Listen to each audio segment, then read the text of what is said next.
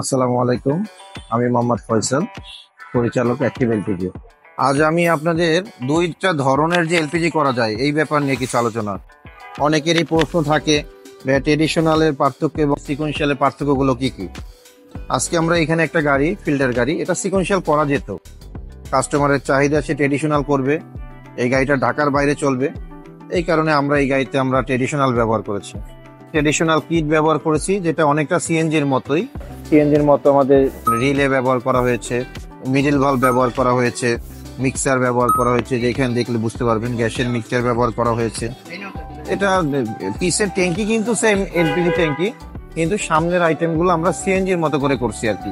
এটাকেই ট্রেডিশনাল বলা, যা ফার্স্ট জেনারেশন বলা হয়, প্রথম জেনারেশন অথবা ট্রেডিশনাল। যেমন এখানে আমরা সিলিন্ডারের ক্ষেত্রে কিন্তু সিলিন্ডারের ক্ষেত্রে আপনি দেখলে বুঝতে পারবেন, এখানে আমরা এলপিজি ট্যাঙ্কি ব্যবহার করেছি। এলপিজি ট্যাঙ্কি শুধুমাত্র সামনের পোর্শনটা, মানে সামনের সাইডে আমরা ট্রেডিশনাল এলপিজি করেছি। আবার সেম একই ধরনের এই গাড়ি, এটাও ভিভিটিআই ইঞ্জিনের গাড়ি।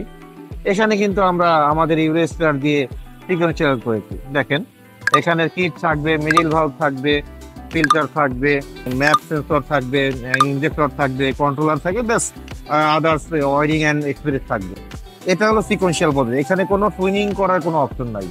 একমাত্র অপশন যা কন্ট্রোলারের মাধ্যমে ল্যাপটপ দিয়ে করতে হয় বা কম্পিউটার দিয়ে করতে হয়।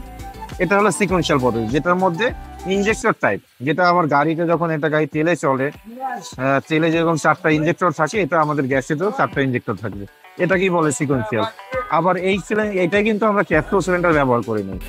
এই গাড়িটা আমরা ব্যবহার করেছি হলো গিয়া ট্রয়েডাল সিলিন্ডার। ট্রয়েডাল সিলিন্ডার কাকে বলে?